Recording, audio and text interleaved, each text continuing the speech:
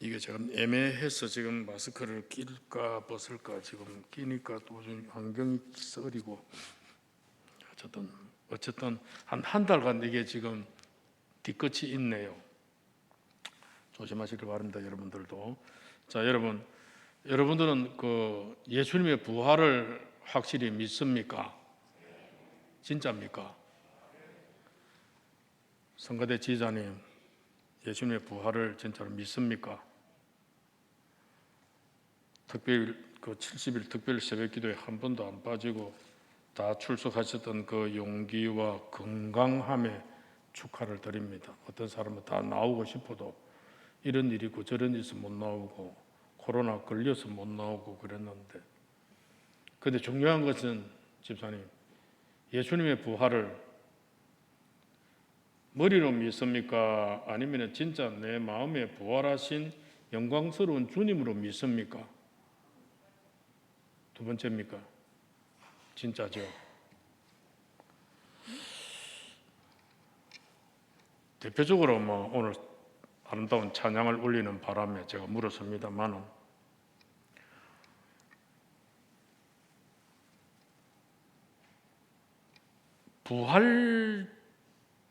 예수님의 부활은 부활절 그날로 끝나면 안 된다 그 말이죠. 예수님의 부활에 대한 사건은 부활절 날 오늘 부활주일이다, 그래서 헌금도 드리고 부활에 대한 이야기도 듣고 계란도 먹고 또 이번에는 빵도 아주 비싸고 고급스러운 것도 해서 또 그것도 뭐 이렇게 받고, 그거로 그럼 끝나서는 안 되는 그런 일이죠. 여러분, 우리 꼭 좀 기억을 할 것은, 좀 가슴속으로 새겨야 될 것은, 늘 우리의 삶은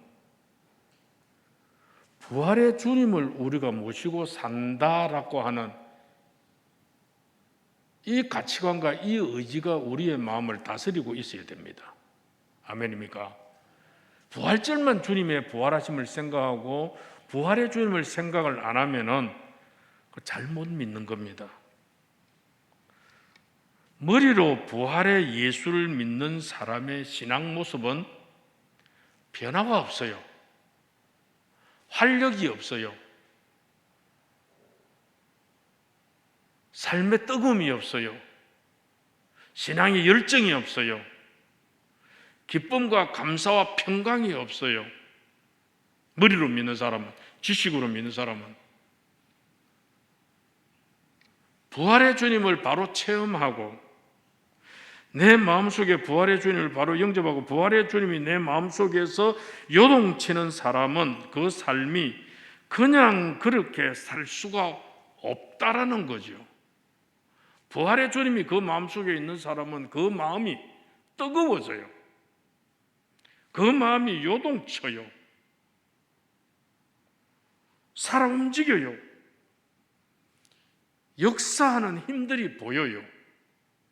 신앙생활 하는 것 보면은 이 사람이 예수를 머리로 믿나, 이 사람이 예수를 가슴과 마음으로 정말로 받아들이면서 믿느냐는 거 표가 납니다. 여러분, 여기 이름만 불러주십시오. 내가 그 사람 한번 이야기해 볼게요. 누구?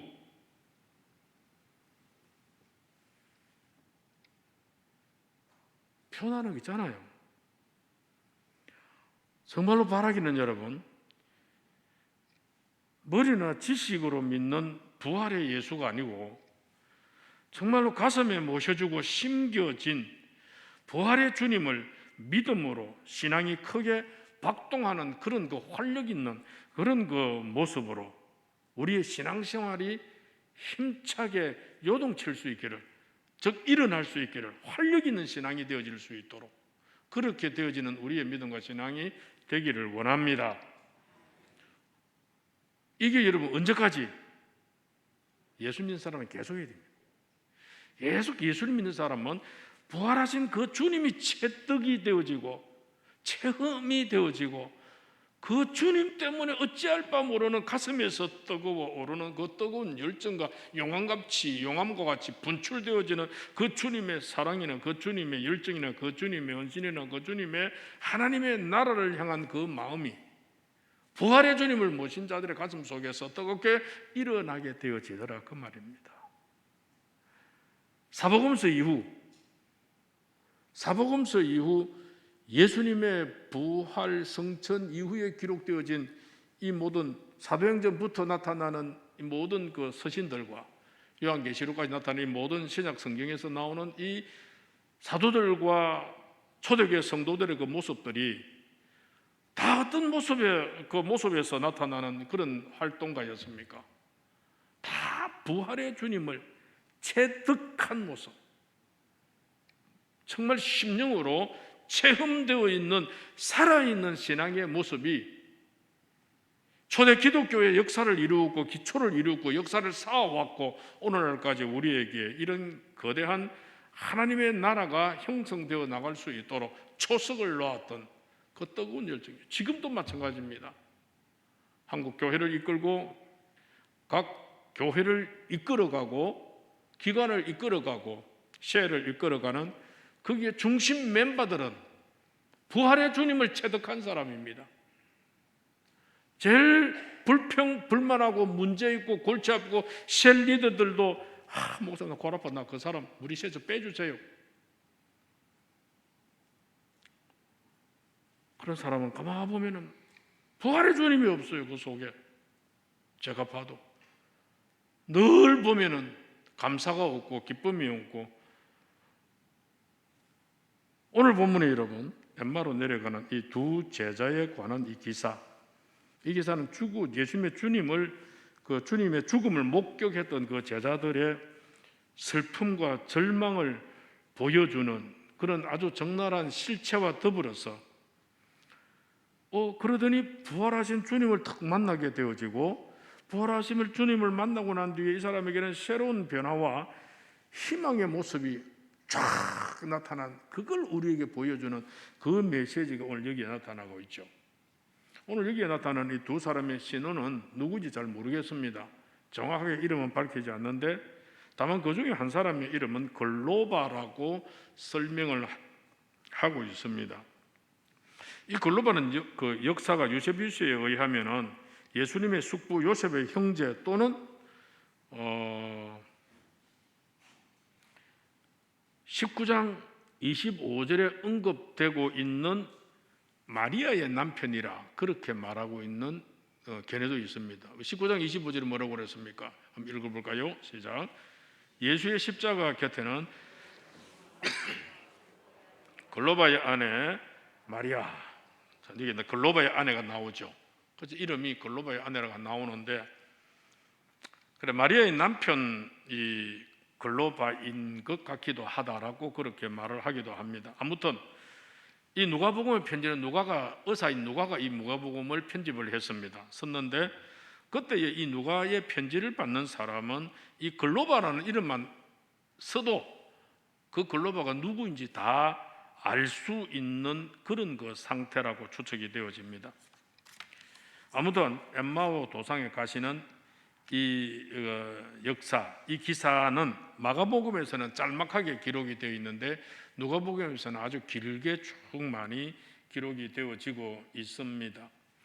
그런데 이제 엠마로 내려간 이 두 제자는 예수님을 단지 선지자나 이 정치 지도자쯤으로 생각하고 있었던 것 같습니다. 이 사람은 아직까지 예수가 구세주인 줄, 메시아인 줄, 하나님의 아들이심을 믿지 않고 있는 모습이죠. 불신과 좌절의 길을 걸어가고 있는 그들에게 이제 주님께서 찾아오셔서 만나는 그런 일입니다. 만나서 예수님이 성경의 말씀을 풀어 가르치시면서 권고하시고 꾸짖는 이제 그 내용입니다. 예수님과 함께 식사 자리에 앉아서 음식을 받아 먹을 때야 비로소 그들의 눈이 밝아져서 그들이 기쁨으로 충만하게 되어진 그런 그 일이지요.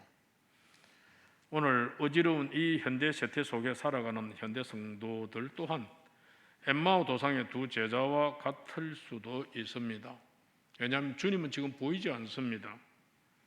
주님은 오늘도 보이지 않는 가운데에서, 그래도 보이지 않지만 주님은 우리와 함께 하시고 부활의 권능으로 우리에게 역사해 주시는 것을 믿으면서 살아가고 있는데, 오늘 이 두 제자의 모습을 바라보면서 현재 우리의 모습이 또 아닌지, 또 우리의 신앙과 모습은 어떻게 또 갖추어 가야 되는지를 한번 살펴보았으면 좋겠다, 그렇게 싶습니다. 이 제자들은요, 두 제자들은 예수님에 대한 어떤 생각이 어느 정도로 예수님을 생각하고 있었냐면, 예수님을 그냥 선지자다, 그냥 정치 지도자다, 그 정도로만 생각하고 있었다, 그렇게 봅니다. 19절에 뭐라고 나옵니까? 19절에 19절이 이렇게 전하고 있습니다. 시작. 이르시되 무슨 말이리냐 이르되 나사렛 예수의 이르니 그는 하나님과 모든 백성 앞에서 말과 일에 능하신 선지자 이거늘. 엠마오 길 위에 걸어가고 있는 두 제자는, 두 사람은 제자인지 두 사람인지, 이 사람들은 예수님에 대해서 예수님은 말과 일에 능한 선지자다, 그렇게만 알고 있었다, 이 말이에요. 말과 일은 그 당시 선지자들의 그 권능의 도구였습니다. 아합을 담대하게 책망한 엘리야가 있지요. 그리고 예루살렘의 멸망을 바라보면서 눈물로 이 백성들을 향하여 호소했던 예레미야의 선지자의 말도 있었죠. 이 모든 선지자의 말은 이스라엘 백성들의 마음속에 각인이 되어져서 그들을 이끄는 힘이 있습니다. 예수님께서 여러 곳을 다니시면서 행하신 설교, 기적, 교육, 이런 것들을 보고 사람들도 예수도 선지자 중에 한 사람이었다라고 그렇게 인정을 하고 그렇게 생각했습니다. 오늘 엠마오 도상의 두 사람 역시 여러 사람들의 고백처럼 예수님을 권능이 있는 선지자 정도로만 생각하고 있었다, 그 말이죠.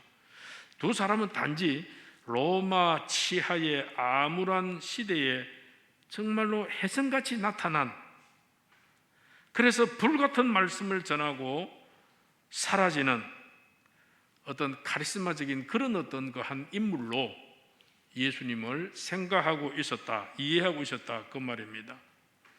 그러니까 이스라엘 백성들이 가지는 그 메시아 사상은 다분히 정치적이었습니다. 엘리야, 엘리사가 예언했던 선지자도, 또 포로 시대의 메시아도 정치성을 띤 민족을 구조하는 그런 한 선장과 같은 그 사람, 메시아를, 나라를 구하는 사람으로, 로마의 압제의 치하에서 그들을 구해줄 수 있는 사람으로 그렇게 생각하고 있었던 사람들, 오래전부터 그런 몇백 년 전부터 했던 그런 사상 속에 살아있던 그 이스라엘 사람들도 예수님 시대도 마찬가지입니다. 그때도 이런 열악한 환경 속에 있는 우리를 구원해 줄 자는 나타날 거다, 그런 메시아가 나타날 거다, 그런 우리의 그 삶이 자유로운 나라로 만들어 줄 수 있는 그런 민족적인 지도자가 나타날 거다라고 하는 다분히 정치적 메시아를 그들은 인지하고 있었던 그런 일이었습니다. 엠마오 길 위의 두 사람도 예외가 아니었죠. 우리는 이 사람들이 예수가 이스라엘을 구속할 자라고 믿고 있었다라고 21절에 말하고 있습니다. 21절 한번 볼까요? 이렇게 말했습니다. 시작. 우리는 이 사람이 이스라엘을 속량할 자라고 바랐노라. 이뿐 아니라 이 일이 일어나야 살제요라게 말했습니다. 이들이 기대하고 있는 메시아, 엠마오의 도상 위에, 엠마의 길 위에 걸어가고 있는 이 제자들이, 이 사람들이 기대하고 있던 메시아는 우리를 로마의 압제에서 이스라엘을 속량할 자로, 이스라엘을 독립시켜 줄 자로 우리는 그렇게 알았다, 그 말이었습니다.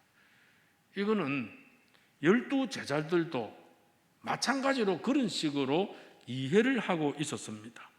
그렇게 알고 따르면서 예수님이 로마를 뒤집고 이스라엘의 왕이 되어질 때에 나는 이 장관을 하나 주고 자는 저 장관을 하나 주고 우리 뭐 각각 하나 맡아가지고 그럼 해보자라는 이런 의식이 제자들 사이에서도 팽배해 있었던 그런 그 일이었지 않습니까?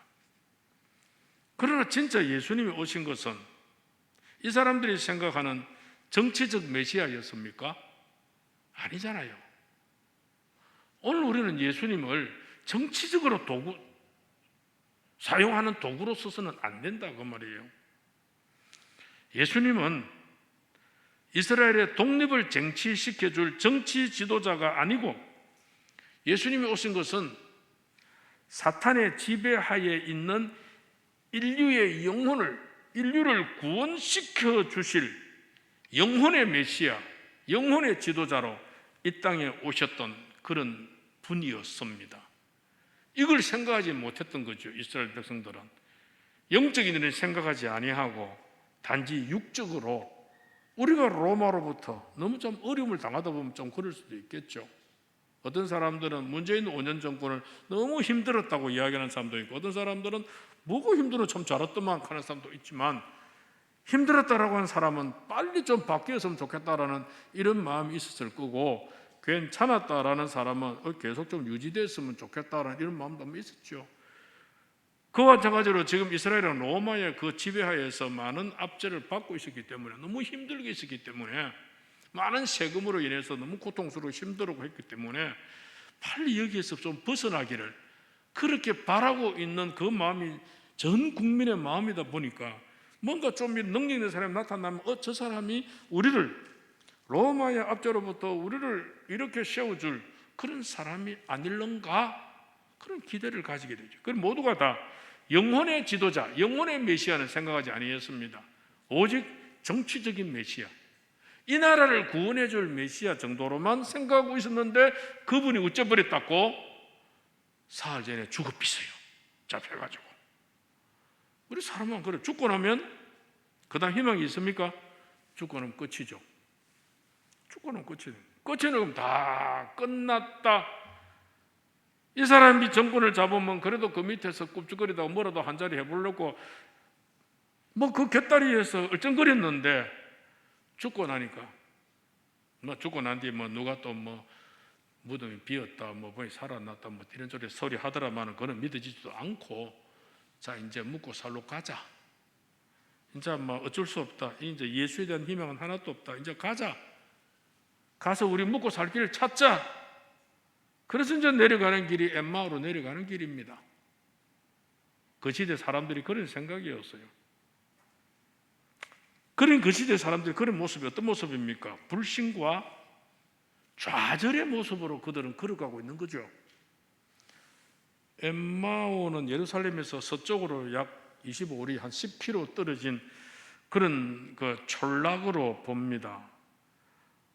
성전을 중심으로 종교적 도시인 예루살렘과는 판이하게 다르게 엠마오라는 뜻이 아름다운 운물이 있다, 물이 있는 곳으로 그렇게 이름의 뜻이 있습니다. 그래서 여기에는 쉼터와 샘터와 운물, 하여튼 물과 연관되어지는 그런 그 아름다운 작은 그런 그 아주 기본적인 인간들이 살 수 있는 그런 기초적인 촌락이 아닌가 그런 생각을 합니다. 그러니까 이 사람들이 예루살렘을 떠나서 촌락으로 향하는 이 걸음은 예수에 대해서는 불신입니다. 희망이 없잖아요. 끝났구나. 예수는 끝났다. 그건 희망이 없다. X표치죠. 그리고는 이제 뭐 해먹고 사노? 이제 뭐 해먹고 살고? 좌절입니다. 예수에 대해서 불신과 인생길에 좌절의 가슴을 안고 이제 어찌 살고 그런 마음으로 지금 엠마오로 내려가고 있는 이 모습입니다. 내려가면서 이 사람들은 두 사람은 여인들이 전했던, 지난주에 말했던 여인들이 전했던 그 예수의 부활에 대한 그 말을 헛탄한 듯이 그냥 듣고, 저 여자들이요 예수한테 좀 미쳐있디만은 좀 돌았는갑다, 헛소리하고 있다, 그렇게 예수를 따르고 있던 죽은 자한테 뭐 향품 바르러 간다고 새벽부터 뛰어가고 하디만은 하여튼 뭔가 좀 돌았는갑다, 헛된 소리만 하고 있다. 그러면서 이 여인들이 돌아와서 예수를 만난 이야기를 하니까, 부활하신 예수님을 만난 이야기를 해도 안 듣습니다, 안 믿습니다, 쓸데없는 소리 하고 앉아있다라고. 그리고 그들은 다시 새로운 삶을 계획하려고 엠마오로 가서 농사를 지을까, 가축을 키울까, 이제 뭐 하면서 살고, 그런 염려된 생각을 가득 가지고 그렇게 내려가고 있습니다. 그들은 인간이신 예수의 편에만 매달려서 중요한 진리를 간과하고 있던 어리석은 사람이 되어버렸죠. 소망 없는 자들이 바로 그들의 모습이었습니다. 자, 17절에 뭐라고 그랬습니까? 예수님께서, 시작. 예수께서 이르시되 너희가 길 가면서 서로 주고받고 하는 이야기가 무엇이냐 하시니 두 사람이 슬픈 빛을 띠고 머물러 섰더라. 자, 이 말은 엠마오로 향해 걸어가고 있는 두 사람에게 예수님이 던지신 질문이죠. 예수님이 던지신, 둘이 뭐 말하는 거 몰라서 물었겠습니까? 예수님께서 너가 지금 말하고 있는 게 뭐냐? 뭐 이야기를 그렇게 하고 있느냐? 사람들 길 가다 보면은 뭐 좀 두리두리 뭐 이야기하고 있으면 너가 이야기하는 그거 뭔데? 당신들 이야기는 그거 뭐고? 라고 물어볼 수가 있죠. 아마 그런 식으로 아마 물어본 것 같습니다. 그런데 이 질문을 하신 예수님의 의도는 사실은 저 사람들의, 이 두 사람의 신앙의 상태를 알아보기 위한 그런 그 모습이었다 봅니다. 이 두 사람이 소망 가운데 있는 것인지 아니면 절망 가운데 있는 것인지 예수님은 알고 싶었습니다. 왜냐하면 예수님께서는 전에 여러 차례 부활과 소망에 대해서 말씀하신 적이 있었습니다. 몇 번이나. 그걸 이 두 사람도 들었다 이 뜻이죠. 예수님께서 당신이 하신 그 말씀에 대해서 사람들이 얼마만큼 기억을 하고 얼마만큼 신뢰하고 있을지 궁금해 하시는 것은 당연한 일이잖아요. 그런데 그들의 반응은 아주 실망스러운 반응이었습니다. 그들은 슬픈 기색을 띠고 절망적인 표정으로 머물러 서서 질문을 하는 예수님을 바라보고, 우리가 믿고 따랐던 예수는 이미 죽었고 이제 우리에게는 아무런 소망이 없다는 식으로 예수님께 말을 하는 것이죠. 이 두 사람은 예수님의 죽음에 따른 깊은 실망감에 빠져 있었고 예수의 부활을 이해하지 못하고 있는 그런 그 상태, 즉 절망이 또 그런 침체의 그늘이 그 두 사람을 뒤덮고 있는 그런 그 실정이었습니다. 용기가 안 나요. 힘도 안 나요. 재미도 없어요. 희망도 없어요. 소망도 없어요. 참 들끓는 어떤 용기도 없어요. 뭔가 하고자 하는 의욕도 안 생기고 창조적인 힘도 안 생기고 막 처질 대로 처져버린 그런 상태. 그런데 그들이 눈이 밝아지는 일이 일어납니다. 눈이 밝아지는 일입니다.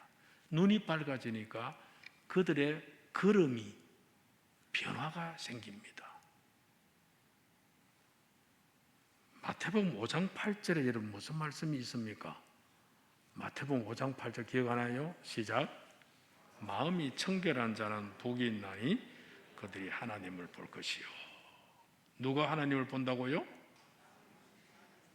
마음이 청결한 자가 하나님을 보게 된다라고 말합니다. 여러분, 지금 여러분들 하나님 보고 있습니까? 느끼고 있습니까? 체험하고 있습니까? 아니면 하나님은 저 멀리 계시고 나와 상관없는 하나님으로 지내고 계십니까? 바로 질문을 적용하세요. 지금 여러분에게 하나님은 어디 계십니까?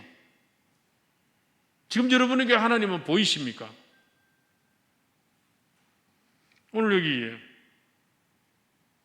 마음이 청결한 자가 하나님을 보게 된다고 말씀하고 있습니다. 이 두 제자들의 마음 상태가 어떤 상태입니까? 청결한 상태입니까? 아니다, 이 말씀이에요. 이들에게는 지금 믿음도 없고 희망도 없고 불신과 죄악 속에 있던 그들의 마음이니, 하나님이신 예수님이 곁에 서서 이런 말 저런 말을 해도 알아본다, 못 알아본다? 알아보지 못했다는 거죠. 그런데 불신과 절망에 빠져있던 이 사람에게 희망의 빛이 비춰지는데, 바로 그것은 실망한 그들을, 시리에 빠져있는 그들을, 불신에 빠져있는 그들을 꾸짖으시는 예수의 말씀에는 보이지 않는 힘이 있었던 거죠. 거기 25절 26절에 나옵니다. 같이 한번 읽을까요? 시작. 이르시되 미련하고 선지자들이 말한 모든 것을 마음에 더디 믿는 자들이여, 그리스도가 이런 고난을 받고 자기 영광에 들어가야 할 것이 아니냐 하시고, 그 말씀을 하시고 더 가시려고 하는 예수를 그들이 붙들었는데, 예수를 붙드는 이들의 행동에서 한 가닥 희망을 가지게 되어지죠. 두 사람 역시 힘 있는 이분의 말씀을 들으면서 뭔가가 깨달아지고 뭔가가 자기들 속으로 뭔가 비춰오는 희망의 빛의 한 줄기를 그들이 뭔가 깨달았더라, 이 말이죠. 그래서 예수님께서 이 두 사람에게 성찬을 베푸시면서 어두워져 있던 저들의 심령의 눈을 청결하게 만드시고 열어주셔서 보게 하셨던 거지요. 성찬을 떡을 떼면서 그때서야 이 두 사람이 자기 곁에서 이 말을 하던 분이 바로 예수였다라는 것을 그가 알게 되어지죠. 그들이 깨닫게 되어지죠. 발견하게 되어지죠.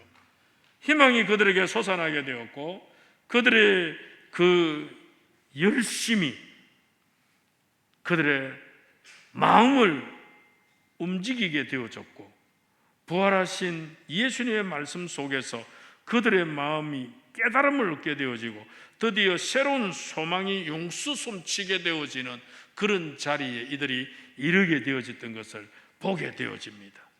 고린도후서 5장 17절에 뭐라고 그랬습니까? 시작. 그리스도 안에 있으면 새로운 피조물이라, 이전 것은 지나갔으니 보라 새것이 되었도다. 엠마오로 내려가는 두 제자에게는 그리스도가 없었습니다. 그러나 그리스도를 만남으로, 부활하신 예수를 만남으로 말미암아, 그리스도가 그 속에 들어옴으로 말미암아, 그들이 그리스도 안에 들어가므로 말미암아 그들은 새로운 피조물이 되어지면서 보라 이전 것은 지나갔으니 새 것이 되었도다라고 하는 그 말씀에 부합되게 이 사람들이 새 것이 되어지죠. 새로운 모습의 신앙인으로 변화가 되어지죠. 예수의 부활을 목격하고 예수의 부활을 만난 이 두 사람에 대해서 그 뒤에 큰 기록은 많이 있지는 않지만은 이 사람들의 놀랍고 감동적인 그 순간을 예루살렘으로 돌아가서 전했던 것으로 보아서 이 사람들도 초대교회의 훌륭한 전도자의 일원으로 헌신했을 것이라 그렇게 여겨집니다. 예수의 부활을 목격한 후에 그 소식을 전하는 사역자가 된 첫 번째 존재가 여자들이었죠.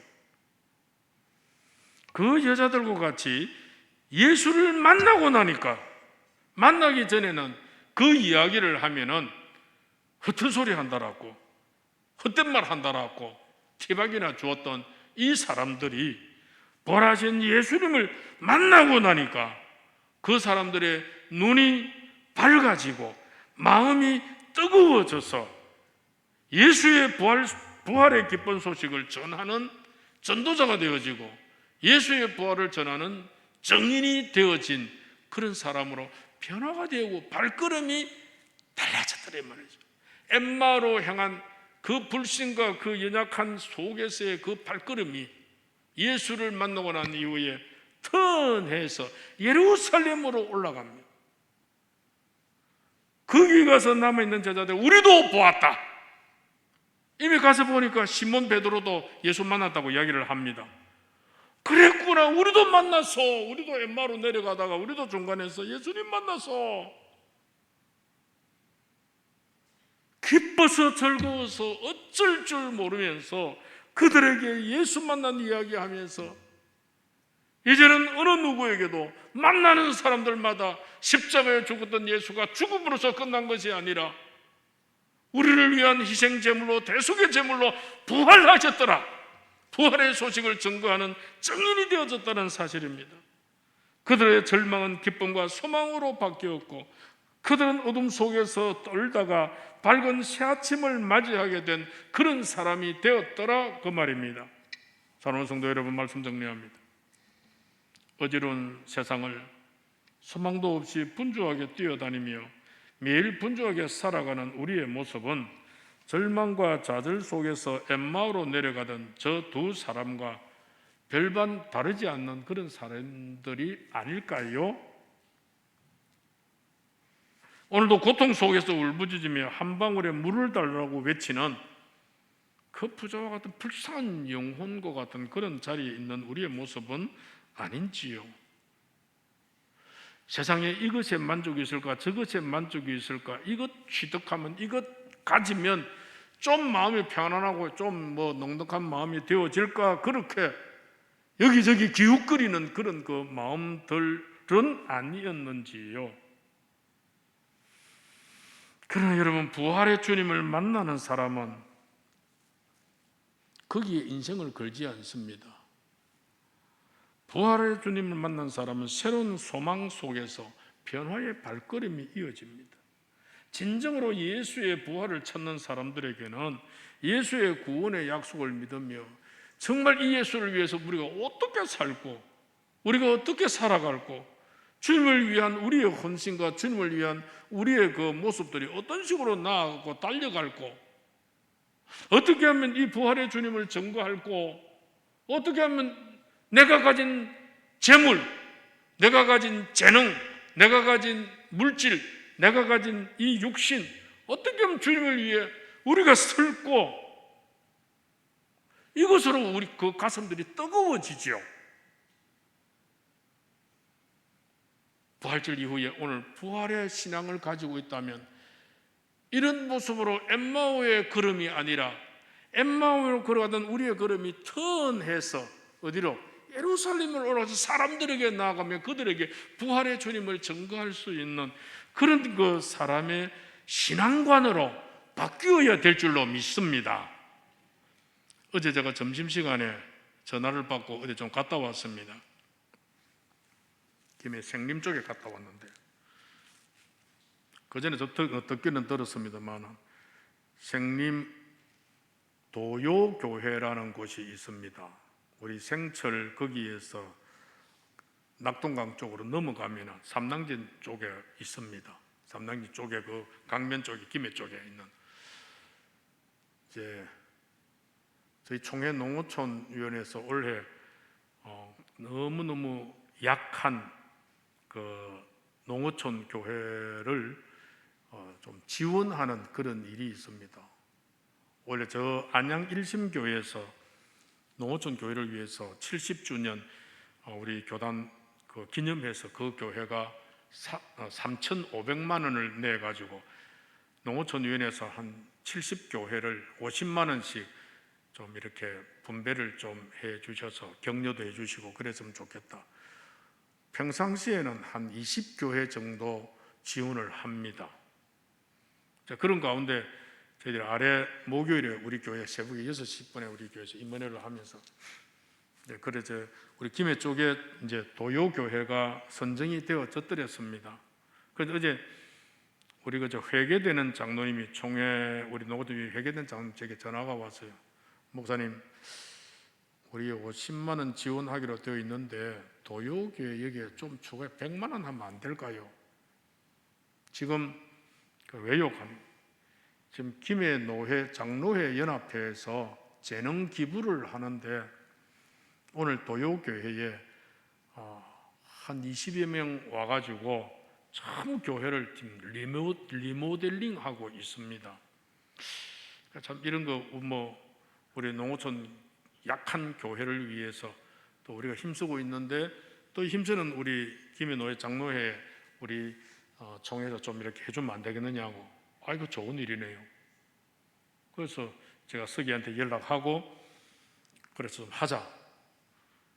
그래서 돈 있습니까? 하니까 돈 준비되어 있대요. 그래서 목사님 지금 이제 막 점심을 지금 먹으니까 오세요라고 와서 같이 먹고 좀 격려도 하고 그렇게 하면 좋겠다라고. 그래서 저희들이 30년 전에 거기 가봤습니다. 한번 저희들이 생철교회를 떠나오면서 생철교회 성교원 후임교사를 그쪽에서 하는 어린이집 하는 성교사 교사 땡기 와가지고 하고 하면서 그 선생님 찾으러 간다고 거기 간 적이 있었는데 그래서 이제 어제 점심 때 집사람하고 같이 갔더랬습니다. 작은 지역이다 보니까 참 전도가 안 되어집니다.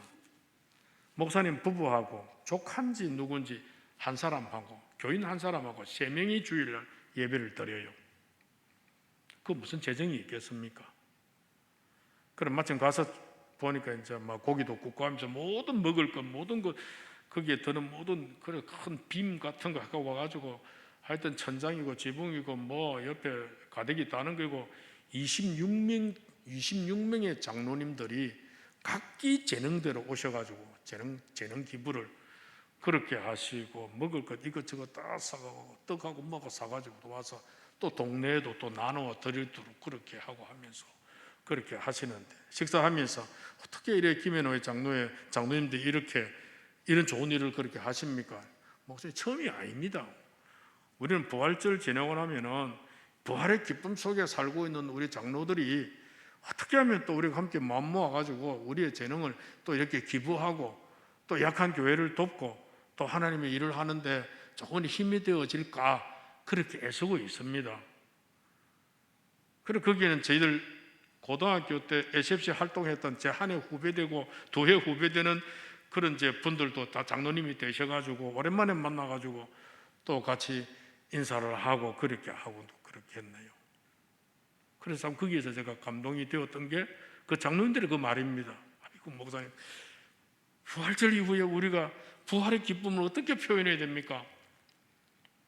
우리가 가진 이 재능과 우리가 가진 이 물질, 이거 시간, 또 이렇게 하나님의 교회를 약한 교회를 돌아볼 수 있는 이것 우리가 딱 할 수 있는 딱 좋은 거 아니겠습니까? 그 말에 참 제가 마음에 부활의 사람들이 하는 일이다 이런 생각을 가지면서 야 우리 주변에 장로회나 장로님들도 또 집사님들도 야 이런 말로써 하고 이런 말고 정말 몸으로 그들을 도울 수 있는 참 약한 교회를 돌아볼 수 있는 그런 그 기회가 있으면 좋겠다 그런 생각. 그러면서 제가 지금 우리 총회 기독교부 신문에 한 개 더 글을 쓰려고 하는 거 하나가 1:1 매칭 작업입니다. 도시교회 하나가 시골교회 하나 1:1로 책임지고 시골 농어촌 교회를 하나씩 책임지고 교육자 생활비부터 교회 운영부터 교회 설비까지 좀 책임질 수 있는 그런 좀 구조를 좀 한번 만들자 하는 이런 글을 준비를 지금 하고 있습니다. 참 우리가 부활의 주님을 만난 사람들의 마음 속에는